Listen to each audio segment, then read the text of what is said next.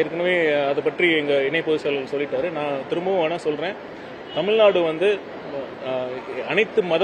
அனைத்து மதத்தை பின்பற்றுபவர்களும் ஒரு சகோதர மனப்பான்மையுடன் மத நல்லிணக்கத்திற்கு ஒரு எடுத்துக்காட்டு மாநிலமாக தமிழ்நாடு இருக்குது.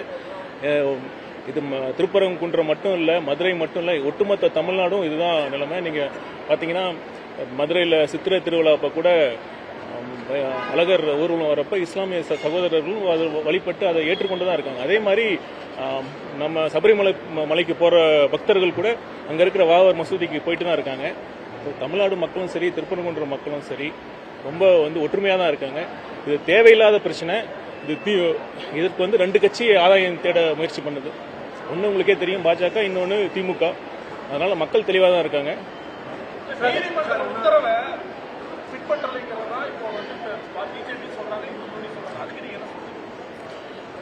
தமிழக காவல்துறை நான் இதுக்கு தெளிவாக சொல்லிடுறேன். தமிழக காவல்துறை நினைச்சிருந்தா அதை தடுத்திருக்கலாம். இதை தேவையில்லாமல் அதை நேரம் கடத்தி இந்த பிரச்சனையை ஒரு கூட்டம் சேர விட்டு இந்த பிரச்சனையை ஒரு பதட்டமான சூழ்நிலையை உருவாக்கிட்டாங்க. தலைவர் அவர்கள் ரொம்ப தெளிவாக இருக்காரு.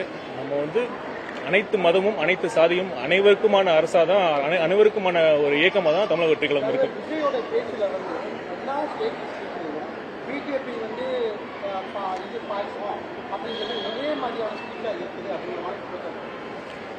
என்ன நடக்குதோ, அதாவது ஒரு பாசிச மனப்பான்மை இருந்தால் அதை சுட்டி காட்டுறாரு. அதுதான் தலைவர் அவர்கள் சொல்றாரு ஒழிய அது என்ன இருக்குதோ அதான் சொல்றாரு.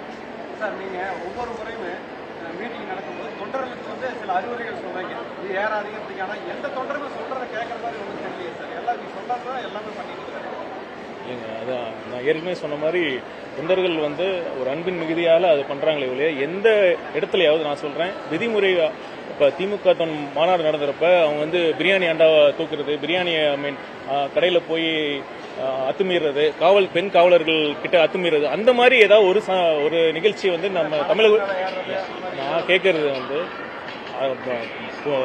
காவலர்கள் மீது ஒரு பெண் காவலர்களுக்கு அத்துமீறி நடக்கிறது, இல்லை ஒரு கடையில் போய் பிரியாணி கடையில் நீங்களே பார்த்துருப்பீங்க, பிரியாணி கடையில் போய் பிரியாணி சாப்பிட்டுட்டு காசு கொடுக்காம போகிறது. நேற்று நடந்த கூட்டத்தை முந்தானேற்று நடந்த கூட்டத்தில் கூட பிரியாணிக்காக ஒரு சண்டை நடந்தது. அந்த மாதிரி பிரச்சனை தமிழக வெற்றி கழகத்தில் இந்த தொண்டர்கள் ஏதாச்சும் எப்பயாச்சும் இது வரைக்கும் நடந்த கூட்டத்தில் பண்ணியிருக்காங்களா? இவங்க தலைவரை பார்க்கணுங்கிற ஒரு ஆர்வ மிகுதியில் ஒரு கிட்ட பார்க்கணும், க்ளோஸா பார்க்கணுங்கிற ஒரு ஆர்வத்தில் பண்றாங்களே ஒழிய சட்டத்தை மீறியோ எந்த பொது சொத்துக்கு சேதம் விளைவிக்கணுங்கிற எந்த எண்ணமும் தமிழக வெற்றி கழகத்திற்கு கிடையாது.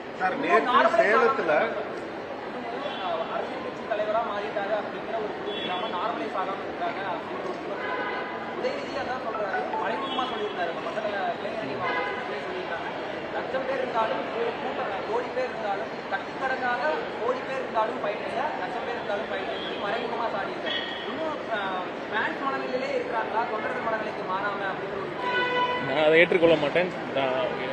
தமிழக வெற்றி கழகத்தின் நீங்க சொல்றீங்கல்ல, அங்க தலைவரை பார்க்க வருகிற அனைவருமே தொண்டர்களாக மாறிவிட்டார்கள். தொண்டர்கள் சாதாரண தொண்டர்கள் இல்ல, தலைவர் மீது மிகுந்த பற்று கொண்ட தொண்டர்கள். அதுதான் வித்தியாசம்.